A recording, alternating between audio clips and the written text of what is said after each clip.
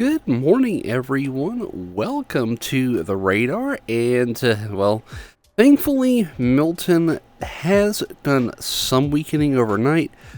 But I'll be completely honest with you, the weakening it has done still does not bode well for the Tampa Bay area. We'll look at that here on the NHC official forecast so we can get an idea of what we should be expecting in that general area in the next 24 to 48 hours.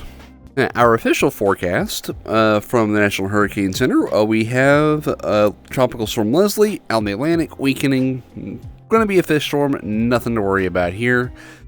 It's a possible development region just off the Bahamas, 20% chance of development through 48 in the next 7 days.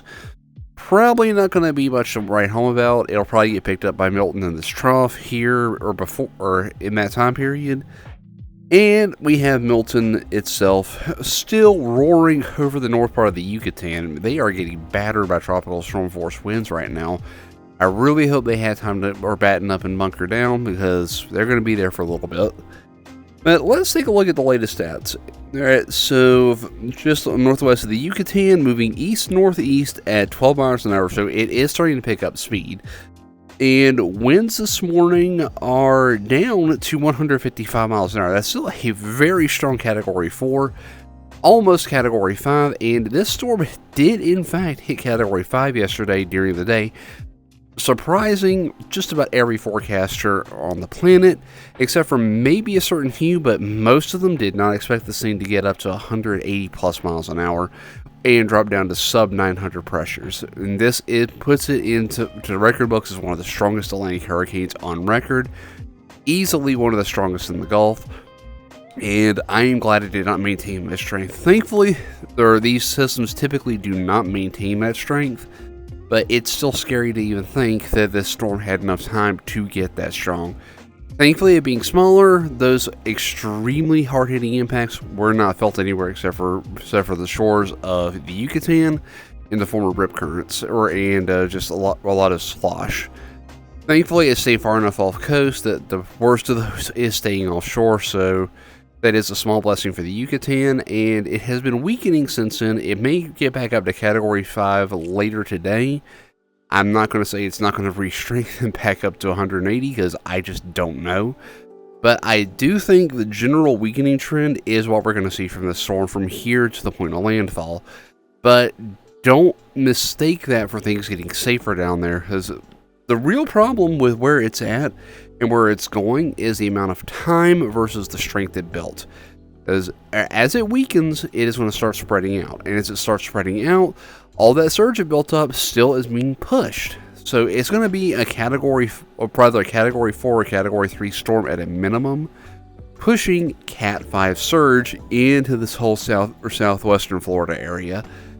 It is not going to be pretty, folks. So if you are in those areas and you are being told to evacuate, get out. There is a reason they are telling you to leave, especially if you're in a low-lying area or right on the coast, in a very hurricane storm surge prone area in substandard housing that cannot stand up to Category 3 plus winds, or a mobile home. Those are the kinds of things where you really should be getting out now, because I can already tell you there's a lot of traffic going north. I already ran into some of it going home yesterday, and I live in the extreme north part of the state. So definitely be mindful of the traffic conditions. You don't have to go north. I mean, go south, go a little bit further inland, go northeast or southeast. Like, you don't have to get out of the way of the wind, because you can get a good hotel room and be completely safe from the wind and not worry about much. You just do not need to be in the low-lying coastal areas when this thing starts coming ashore, like Port Charlotte, Punta Gorda, areas like that, Tampa Bay proper, or Old Tampa Bay and the regions down there. Do not be in the low-lying areas because you are going to see some inundation. But let's look at radar and mega so we can get a little bit better idea of what we're looking at here. And this is our current map as of, well, I think the imagery is a little after 0500, but the information from the storm is from 0500 this morning. And as you can see, even after weakening, it's still a very impressive looking storm. If this was out in the middle of the Atlantic Ocean, I would say this is a beautiful storm to look at. But because it's smack dab in the middle of the Gulf, coming right towards the peninsula of Florida, this is an ugly sight, folks. So take this seriously. If you are in any area, or from, I would say, at least Tampa south, or to probably looks like Marco Island will probably be where the worst of it goes, be paying attention to those evacuation orders, because those will save your life. You can rebuild a home, you cannot rebuild a literal human life. We don't have the technology for that yet. But it looks like they're projecting it to come right into Tampa Bay. Maybe not the exact worst case scenario, but it's still not a good scenario. There is no real good scenario with a close to Tampa hit, except for maybe if it's hitting south, like around Cape Coral. And that's worth the scenario for Cape Coral. So no one's going to win here. It's a question of who loses a little less. As it stands right now, Tampa, you are currently in the direct line of fire. It could still go a little north or a little south. There's plenty of time for this thing to wobble, but in this general area, the guesswork is it's time to quit guessing. It's time to go and assume that you're going to have a roll or a very low roll. So if you're in any of these areas between Tampa and at least down the Marco Island, get to a safer spot if you're in a storm surge prone area, and if you are in a very low-lying area, get out as well. So with that out of the way, that's the important information. If you're in those areas, get out and try your best to get ahead of traffic. Prepare for slow moving, prepare for shortages along the way. So bring a couple of gas cans with you, because you might run out in the middle of the interstate or the middle of the road. Not a good scenario, so be ready for it, because it is possible, and I have heard reports of this. Even from a high level view, this is not looking good.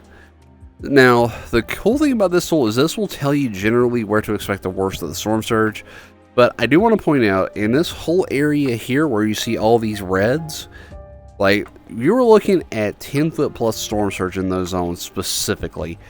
If you live in those zones, definitely get out. Yellow, might want to strongly consider it, especially if you're not in a house that's a little bit lower to the ground. And blue, maybe not so much, but definitely want to sandbag up if you're on the edges of the blue. But if you're looking at 2 foot plus in your yard, do not stay. Secure your house as best you can and get out, because you're still going to be dealing with some problems there also. Don't underestimate the power of a couple of feet of storm surge. Yeah, if you're in this red shaded area, please make sure you're staying safe and you're making plans to get out. Don't leave your pets.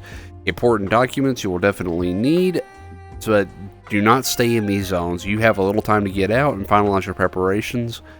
But if you're in the yellow and the red, definitely get out. If you're at the blue, strongly consider it, because this storm is not going to give you a lot of time at this point.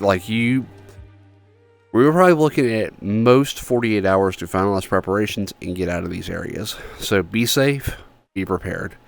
And that's all I have for you. Hopefully the storm keeps weakening, but even if it does keep weakening, we still deal with the storm surge. It's just a question of what we're dealing with at landfall. With that, thank you for joining me on today's radar, and I will see you all next time. Bye.